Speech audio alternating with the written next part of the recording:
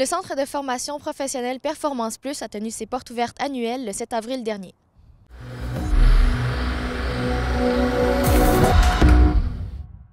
Je vais ajouter dans le parle de l'agent de l'irrigation parce que, je ne sais pas si vous voyez, mais il en parle l'aspect poudre. Puis juste au son, on l'entend aussi. Vous entendez? L'événement des portes ouvertes pour l'année scolaire 2022 est différent de toutes les autres années. L'an passé, on était dans une période de pointe au niveau des mesures sanitaires. Cette année, il y a une certaine ouverture ou un certain relâchement des autorités. Cette année, on tient une journée porte ouverte en mode hybride qu'on appelle, c'est-à-dire que les gens peuvent venir en présentiel comme dans les années passées. L'année dernière, c'était pas possible. Les autres années, oui. Mais l'an passé, on a connu un bon succès avec notre journée porte ouverte en mode virtuel. On a décidé de répéter l'expérience cette année, mais on fait en mode hybride, comme j'expliquais, c'est-à-dire qu'on permet aux gens de venir physiquement visiter l'établissement toute la journée. C'était de 9 h à compter de 9 h ce matin jusqu'à 19 h ce soir.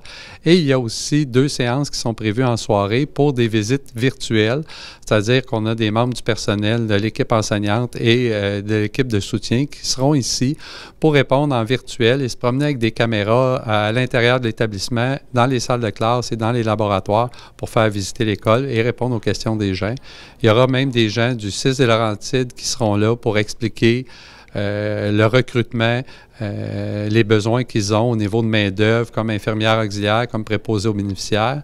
Et il y aura aussi la possibilité de poser des questions au personnel pour l'admission, les règles d'admission, comment faire pour déposer une demande pour obtenir des prêts et bourses. On va être là pour répondre aux demandes des gens jusqu'à 19 h. Quel programme offrez-vous au Centre Performance Plus? On offre plusieurs formations qui sont dispensées ici. On est spécialisé surtout dans le secteur de la santé. On offre le programme d'infirmière auxiliaire, préposé aux bénéficiaires. On offre aussi le programme assistance technique en pharmacie.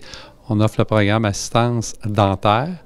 On offre le programme secrétariat, comptabilité et un programme mécanique industrielle de construction et d'entretien et électromécanique de systèmes automatisés. Ce sont les programmes qu'on dispense ici au centre. Combien de temps est-ce que les programmes durent en moyenne?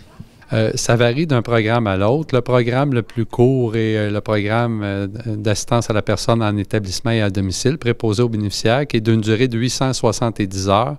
Les gens sont en formation ici dans l'établissement, dépendamment à quel moment ils débutent dans l'année, mais pour une période d'environ 7 à 8 mois. Et les programmes les plus longs sont de 1800 heures. Ces gens-là vont être ici en moyenne entre 18 et 22 mois. Dépendamment avec les vacances, période d'arrêt estivale et Noël. Puis, quel service est-ce que vous offrez aux élèves? Il y a quand même plusieurs services qui sont offerts au niveau de l'accompagnement des élèves.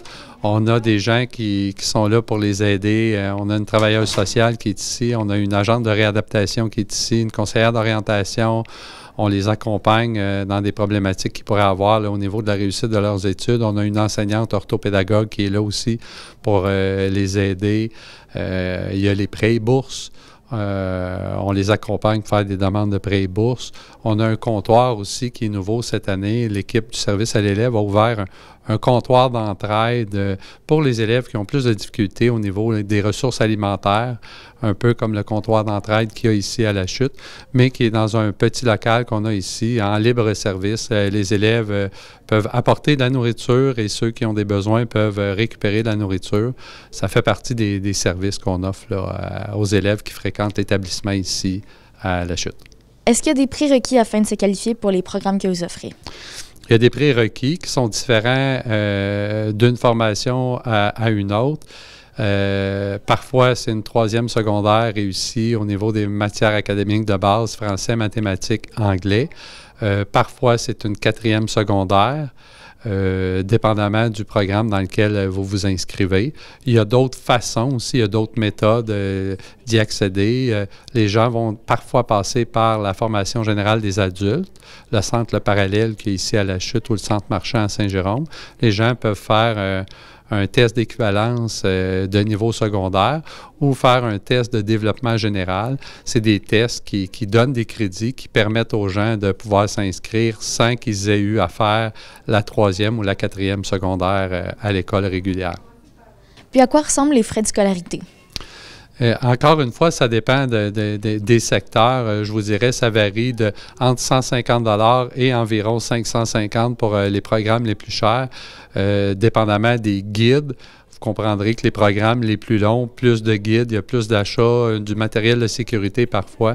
Fait que ça tourne autour, c'est ça, entre 150 et 550 $.